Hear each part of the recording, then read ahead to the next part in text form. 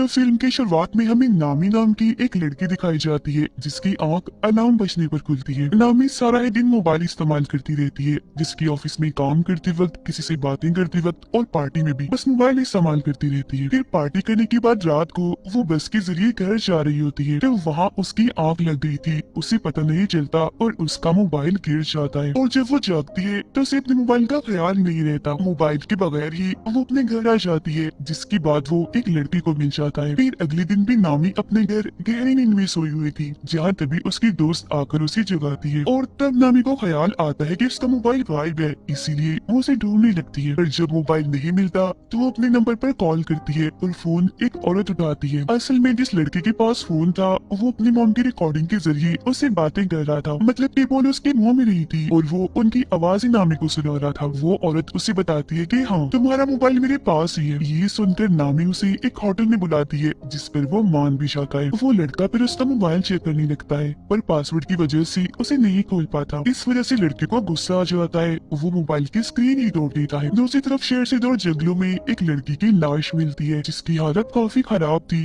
क्योंकि कॉफी बेरहमी से उसे मारा गया था। इस केस को एक ऑफिसर देख रहा था, जो अपने साथी को कहता है कि इस कत्ल खून का शक मुझे अपने बेटे जून पर है, जो पिछले 7 सालों से गायब है। जून और कोई नहीं बल्कि वही लड़का था जिसे नामी का मोबाइल मिला था। तो इस सिलसिले में इस ऑफिसर ने बहुत सारी चीजें भी पता की होती है। तो उसका साथी कहता है कि आपको बस शक है, पर उसे पकड़ने के लिए हमें सबूत इकट्ठा करने होंगे। उधर नामी अपने डैड के होटल में आकर उनसे मिलती है। उसे पता चलता है कि मेरे डैड का इंस्टाग्राम अकाउंट भी है, तो ये जानकर उसे काफी खुशी होती है। अब तभी नामी के पास उसी औरत की कॉल आती है जिसके पास उसका मोबाइल था। वो कहती है कि गलती से तुम्हारे मोबाइल की स्क्रीन टूट गई है, मैंने उसे ठीक करने के लिए मोबाइल की एक दुकान पर भेज दिया है, पैसे भी दे दिए, तो तुम उस दुकान पर जाकर अपना मोबाइल ले सकती हो। फिर थोड़ी ही देर बाद नामी अपना मोबाइल लेने के लिए उस दुकान पर पहुंच जाती है, जहां उसे जोन भी दिखता है जिसने मास्क लगाया हुआ था। वो नामी के मोबाइल की डिटेल्स में उसका पासवर्ड भी पता लगवा देता है और फिर उसका मोबाइल ठीक करने के दौरान वो उसमें एक हैक करने वाला सॉफ्टवेयर भी डाल देता है और उसके मोबाइल का एक डुप्लीकेट फोन बनाकर नामी को दे देता है। वो फिर वहाँ से चली जाती है। अब जो जो नामी अपने मोबाइल पर कर रही थी वो सब जोन भी देख रहा था, क्योंकि उसने नामी के मोबाइल को अपने कंट्रोल में कर लिया था और ये भी उसे चला सकता था। वो उसके चैट्स, इन्हीं मैसेजेस पर वो किससे बात करती है, कॉल्स, यहाँ तक कि खुद नामी पर भी कैमरा के जरिए नजर रख रहा था। फिर रात में जब नामी अपने डैड के होटल में काम करवा रही थी तो तब जून भी वहाँ आता है और उसे बताता है कि मैं यहाँ आता रहता हूँ। वो उसे इसलिए नहीं पहचान पाती क्योंकि दुकान में उसने मास्क लगाया हुआ था। वो नामी से यहाँ की सबसे खास शराब मांगता है। अब क्योंकि वो उसके मोबाइल पर नजर रख रहा था तो उसे सब पता चल जाता है कि नामी को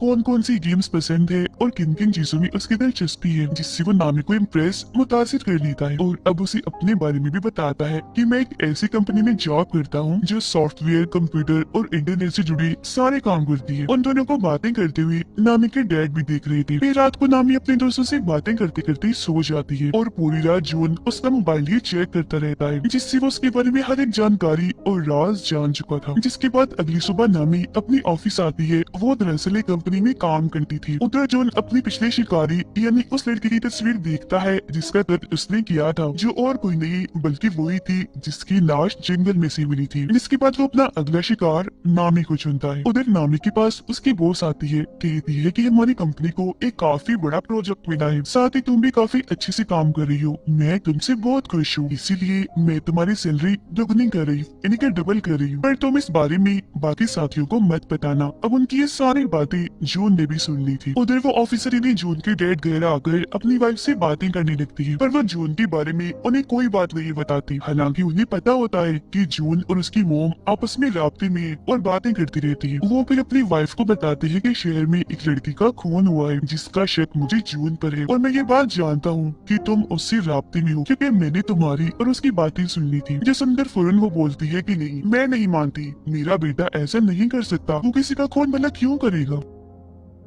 ठीक इसी वक्त ऑफिसर के पास उनके दोस्त का मैसेज आता है जो कहते हैं कि मुझे जून की लोकेशन का पता चल गया है, यानी वो जहाँ रहता है उस जगह का पता। उधर नामी अपने प्रोजेक्ट पर काम कर रही थी, काफी खुश थी वो, जबकि जून उसके घर जाता है और उसके सारी चीजों को चेक करने लगता है, जिनमें उसे नामी का दूसरा मोबाइल भी मिल जाता है, यानी वो एक नहीं 2 मोबाइल इस्तेमाल करती है। उधर ऑफिसर की साथियों ने बताती है कि जिस जगह के बारे में मैंने आपको बताया है, इन्हें जून की लोकेशन पता चला है कि वो वहाँ सबसे चोरी रह रहा है। तो वो ऑफिसर इन्हें कि जून की डेट उस जगह पर जाने के लिए अकेले ही निकल पड़ती है। वो जब वहाँ पहुँचते हैं तो घर के अंदर भी चली जाती है और हर जगह की तलाशी लेने लगती है। साथ ही उन्होंने यहाँ की तस्वीरें भी बना ली थी। मरने वाली लड़की की मोम के बारे में भी इन्हें पता चल जाता है। इतनी देर में जून भी बाहर आ गया था। वो ये बात जान चुका था कि घर के अंदर कोई घुस आया है, इसीलिए चुपके से जब वो अंदर झांकता है तो अपने डैड को वहाँ देख लेता है। अंदर उसके डैड को लाश के नाखूनों पर लगी नेल पॉलिश भी मिल जाती है, जिससे उन्हें पता चल चुका था कि ये खून मेरे बेटे जून ने ही किया है। अब चालाकी से जून अपने डैड को उस कमरे से बाहर बुलाता है और जब वो वापस दोबारा अंदर जाती है तो जून वहाँ की हर एक चीज, सबूत, सारे कागजात को बर्बाद कर चुका था। जून अब दोबारा से नामी के होटल में जाता है और उसके डैड से मिलकर उन्हें भी यही बात कहता है कि मैं यहाँ आता रहता हूँ और यहाँ की सबसे खास शराब मांगता है। उसे देखकर नामी के डैड समझ जाते हैं कि ये झूठ बोल रहा है, ये हमारा रेगुलर कस्टमर नहीं है, मतलब ये यहाँ रोज रोज नहीं आता। फिर वो नामी से बातें करने लगता है और रात को जब वो बाप बेटी घर जा रही थी तो उसकी डैड नामी को कहती है कि जून एक नंबर का झूठा इंसान है, वो हमसे कुछ छुपा रहा है क्योंकि वो दूसरी बार आया है होटल में, उससे पहले कभी भी नहीं आया, मुझे वो ठीक नहीं लग रहा, तो तुम उससे दूर रहो। जिस पर वो कहती है डैड मुझे तो ऐसा कुछ नहीं लगता, मैं ठीक है, मैं इससे दूर रहूंगी। अब उनके बीच की ये सारी बातें जून ने भी सुन ली थी। रात को नामी अपने दोस्त के साथ थी, वो उसे भी जून के बारे में बताती है कि अगर वो थोड़ा सा हुलिया बदले यानी बाल छोटे करवा ले और चश्मा उतार दे तो वो बहुत ही प्यारा लगेगा। उसकी दोस्त कहती है कि मैं भी उसे देखना चाहती हूँ। तब नामी उससे वादा करती है कि ठीक है, मैं तुम्हें उससे मिलवा दूंगी। ऑफिसर मरने वाली लड़की की मोम से आकर मिलती है, जहाँ वो इन्हें बताती है कि मेरी बेटी का मोबाइल कहीं गिर गया था, फिर उसकी स्क्रीन टूट गई और मेरी बेटी को मोबाइल फिर एक मोबाइल की दुकान से मिला था, जिसके बाद से ही उसके साथ अजीबोगरीब चीजें होना शुरू हो गई थी और उसके बाद फिर किसी ने उसे मार दिया। तब वो लड़की की मोम से वादा करती है कि आप परेशान ना हो, उसके खूनी को हम ढूंढ कर ही रहेंगे। नामी की डेट पर जब किसी काम से बाहर आती है तो जून उन पर हमला करके उन्हें पकड़ लेता है। इसी रात पुलिस को जंगल में से एक साथ 8 लाशें मिलती है, जिस वजह से ऑफिसर को काफी दुख होता है। फिर सुबह जब नामी की आँख खुलती है तो वो देखती है कि उसकी बॉस की तकरीबन 8 कॉल्स आई हुई है। साथ ही उसे अपने मोबाइल पर बहुत सारे मैसेजेस भी मिलते हैं, जिनमें उसने अपने दोस्तों को काफी बुरा भला कहा होता है। इसके अलावा अपनी बॉस के बारे में भी काफी उल्टी सीधी बातें की हुई थी। एक पोस्ट भी डाली थी जिसमें उसने बता दिया था कि बॉस ने मेरी सैलरी दुगनी कर दी है। फिर वो अपने ऑफिस जाती है, जहाँ उसकी टीम उसे काफी नाराज थी। वो सबको बताती है कि मैं नहीं जानती वो सब किसने किया, क्योंकि मैंने तो एक भी मैसेज, एक भी पोस्ट नहीं की, पर कोई भी उसकी बात का यकीन नहीं करता और उसे वहाँ से निकलने का कहती है। वो अपने बॉस से भी बात करती है, पर उसकी बॉस ने भी जॉब से उसे निकाल दिया होता है। वो उन्हें भी काफी समझाने की कोशिश करती है कि देखिए मेरी बात का यकीन करिए, कोई भी पोस्ट, कोई भी मैसेज मैंने खुद से नहीं किया, मुझे लगता है किसी ने मेरा मोबाइल हैक कर लिया है, कोई मुझे फंसा रहा है, मतलब मेरे मोबाइल को कोई अपने कंट्रोल में लेकर चला रहा है, तो जरूर उसी ने किया होगा। जिस पर उसकी बॉस उसे ये साबित करने का कहती है और धक्के मारकर उसे वहाँ से निकाल देती है। इस चीज से उसे काफी दुख होता है। वो सीधा अपने दोस्त के पास जाती है और उसे सबके बारे में बताकर काफी रोने लगती है। तब उसकी दोस्त उसे सहारा देती है, उसे संभालती है। ये चीज जून ने भी देख ली थी। वो सोचता है कि नामी अपने दोस्त के काफी करीब है, तो पहले रास्ते से इसे हटाना होगा। वो और उसकी दोस्त पुलिस स्टेशन जाती है और इस सब के बारे में बताती है। तब ऑफिसर उनसे कहता है कि ये सब आपके साथ ऑनलाइन हुआ है, इसलिए हम आपकी कोई मदद नहीं कर सकते, क्योंकि जिसने भी आपके साथ ऐसा किया हम उसे नहीं पकड़ सकेंगे। ये सुनकर उसकी दोस्त को काफी गुस्सा आता है, जिसके बाद दोनों यहाँ से चली जाती है। जून अब नामी के डैड के घर पर ही रह रहा था, क्योंकि उसने उन्हें वहाँ बांध के रखा हुआ था। वो उनके मोबाइल से नामी को मैसेजेस भी करता रहता है, ताकि उसे शक ना हो कि मेरे डैड को किसी ने अगवा कर लिया है। वो दोनों फिर होटल में आकर बातें करने लगती है। इस बारे में सोच रही थी कि आखिर ऐसी हरकत कौन कर सकता है। वो फिर बात करती है कि इस बारे में पता लगवाने के लिए हमें एक ऐसा इंसान चाहिए जो कंप्यूटर और इंटरनेट में काफी माहिर हो। अब तभी यहाँ जून भी आ गया था, जिसके लिए नामी जोश लेने जाती है और वो उसकी दोस्त के साथ मिलकर नामी का फोन चेक करने लगता है। वो फिर जब आती है तो जून उसे बताता है कि किसी ने तुम्हारा मोबाइल हैक किया हुआ है। उस इंसान ने तुम्हारे मोबाइल में एक ऐसा सॉफ्टवेयर डाला है जिससे तुम्हारा मोबाइल उसके कंट्रोल में आ गया है और तुम जो भी करोगी उसे पता चल जाएगा और मोबाइल को वो अपने तरीके से भी चला सकता है। वो अपने नामे को बाहर आता है और बताता है कि ये काम किसी करीबी का है। वो करीबी जिसे तुम्हारे मोबाइल का पासवर्ड भी पता है, क्योंकि पासवर्ड खोलने के बाद ही उसने ये सब किया होगा ना। अब तभी उन दोनों की तस्वीर चुपके से नामी की दोस्त बना रही थी, जिससे उसे काफी अजीब लगता लगता है। वो फिर होटल में जब आती है तो उसकी दोस्त उसे एक खबर दिखाती है जिसमें पुलिस को एक साथ 8 लाशें मिली थी। अब उसकी दोस्त नोट कर लेती है कि नामी मुझसे बात नहीं कर रही। वो उससे इसकी वजह पूछती है कि तुम मेरी बात क्यों नहीं सुन रही, तुम्हारा मूड भी खराब है, क्या हुआ, नाराज हो? जो सुनकर नामी भड़क जाती है, कहती है कि मुझे तुम पर शक है, ऐसा मेरे साथ तुमने किया होगा क्योंकि मेरी पासवर्ड तो सिर्फ तुम ही जानती हो। जो सुनकर उसकी दोस्त को काफी बुरा लगता है। वो कहती है कि तुम कल की आई उस लड़की जून की वजह से मुझ पर शक कर रही हो। ठीक है, अगर तुम्हें ऐसा ही लगता है तो मैं तुमसे दूर चली जाती हूँ। इतना कहने के बाद वो नामी से अपनी दोस्ती तोड़कर चली जाती है। वो काफी दुखी थी, रो रही थी और ये चीज जून भी देख लेता है। उधर पुलिस मंडी वाले लोगों की लाशें जब उठा रही थी तब उनका सामान भी देखा जाता है, जो देखकर ऑफिसर काफी परेशान हो गई थी। तब उनका साथी कहते हैं कि ये काम आपका बेटा ही कर रहा है, हम जानते हैं, तो हमें उसे पकड़कर रोकना होगा जल्द से जल्द क्योंकि चीजें काफी आगे तक निकल गई है। तब ऑफिसर कहती है तो सबसे पहले तुम उस मोबाइल की दुकान को ढूंढो जहाँ जॉन काम करता है, जिस पर उसका साथी हाँ बोलता है और ये दोनों वहाँ से निकल जाते हैं। नामी होटल में बैठी अपनी और अपने दोस्त की वीडियो देख रही थी। वो काफी दुखी थी और अपना मोबाइल गिरा देती है जिससे स्क्रीन फिर से टूट जाती है। उधर ऑफिसर और उनके साथी को जो उनकी मोबाइल्स की दुकान मिल जाती है, पर उसने यहाँ की हर चीज को तबाह बर्बाद कर दिया था। लेकिन कुछ पेपर्स के जरिए उन्हें 8 कस्टमर्स के बारे में पता चलता है जो और कोई नहीं बल्कि वही लोग थे जिनकी लाशें इन्हें मिली थी। ऑफिसर बताते हैं कि मुझे 9वीं लड़की की डिटेल्स भी पता है जो मरने वाली है और वो डिटेल्स मुझे जून के घर से ही मिली थी, तो अब हमें उसको बचा लेना चाहिए। जो सुनकर उनका साथी कहता है कि हमें इस सब के बारे में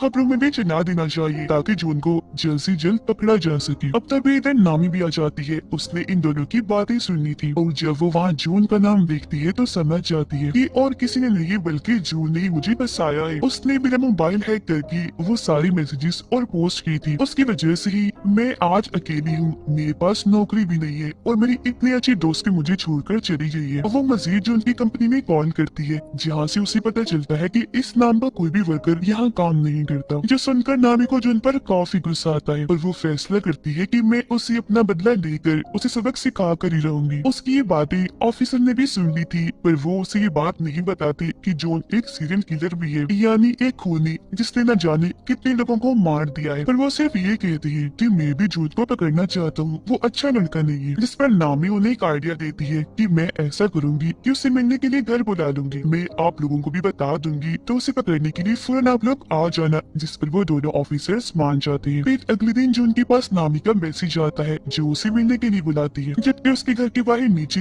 दोनों पुलिस ऑफिसर्स गाड़ी में जून के आने का इंतजार कर रही थी। अब जून नामी की ख्वाहिश के मुताबिक अपना हुलिया बदलता है, जिससे वो अपने बाल काट कर चश्मा उतार कर उससे मिलने चाहता है। वो उसके घर के बाहर नीचे पहुंचता है जबकि नामी ऊपर अपने घर में तैयार हो रही थी। नीचे जब जून आगे बढ़ रहा था तो दोनों पुलिस ऑफिसर्स उसे पकड़ लेते हैं, पर उसका चेहरा देखकर समझ जाते हैं कि ये जून नहीं है बल्कि कोई और ही है, क्योंकि दरअसल हुलिया बदलने की वजह से वो उसे पहचान नहीं पाई। अब जून उन दोनों को धमकाने लगता है कि मैं तुम्हारे खिलाफ रिपोर्ट करूंगा क्योंकि मैं मासूम हूँ, बेकसूर हूँ और तुम मुझ पर शक करके गन दिखा रही हो। जिस प्रोफेसर का साथी कहते हैं वो दरअसल हमें गलतफहमी हो गई थी, हम किसी खोने को ढूंढ रहे हैं। पर जून उनसे कहता है कि खैर जो भी है देख लूंगा तुम्हें।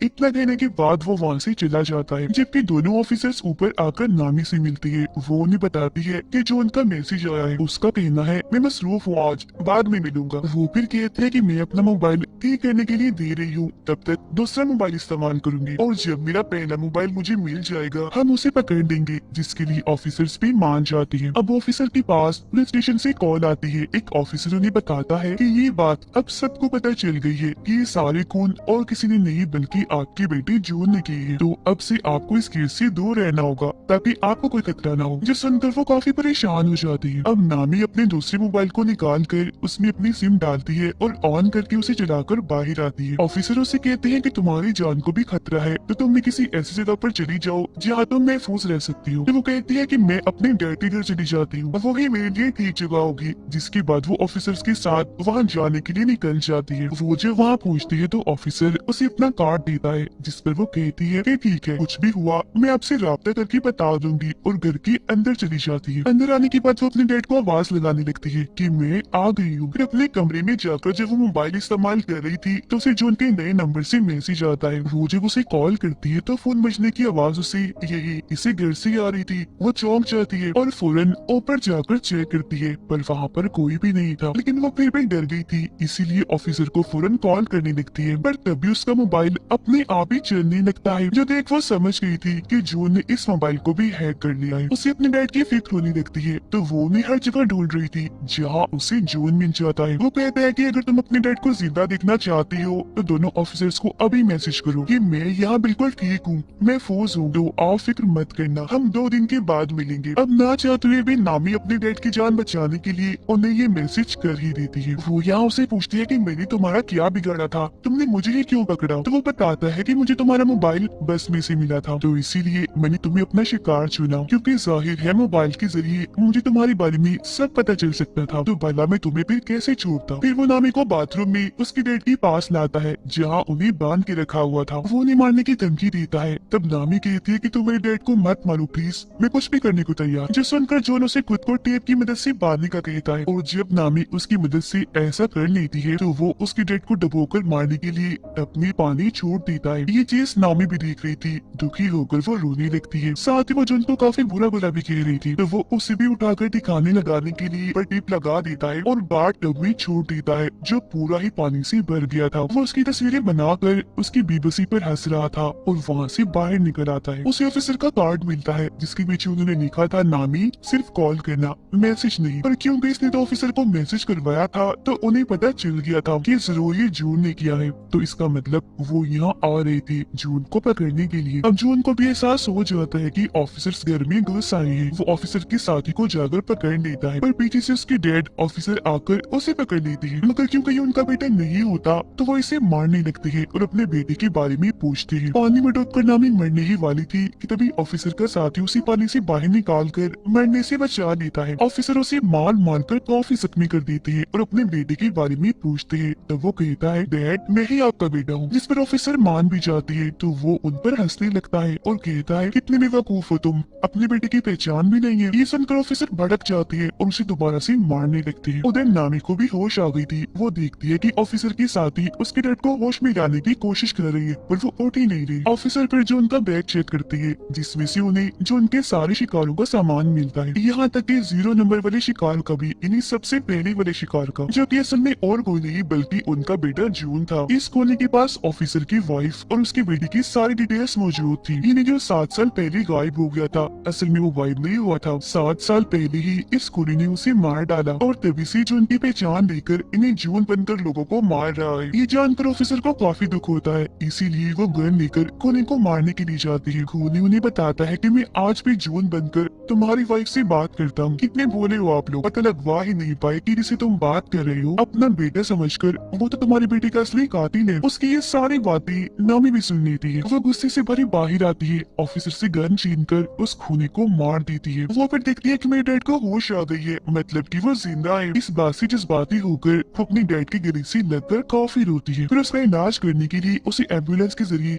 हॉस्पिटल भेज दिया जाता है, जहाँ से पुलिस भी सभी मरने वालों की चीजें इकट्ठा कर रही थी। कुछ दिन के बाद सभी को खूनी के बारे में पता चल जाता है, यानी कि वो ऑनलाइन ही इंटरनेट के जरिए ही लोगों को पकड़कर उन्हें मारता है और अब वो मारा जा चुका है। बस इससे ज्यादा और कोई जानकारी नहीं मिल पाती। फिर नामी जब अपने डैड और दोस्त के साथ होटल में थी तो कोई चुप्पी से उस पर नजर रख रहा था, जिसे वो खुद भी देख लेती है, पर समझ नहीं पाती कि ये कौन है। तो या तो ये खूनी ही हो सकता है जो शायद मरा नहीं होगा, या फिर ऑफिसर का बेटा भी हो सकता है, या कोई तीसरा इंसान भी हो सकता है जो अब खूनी की तरह ही ऑनलाइन पकड़ कर लोगों को मारेगा सिर्फ अपनी इंजॉयमेंट के लिए। और इसी सस्पेंस भरे सीन के साथ ही ये कहानी इधर ही खत्म हो जाती है।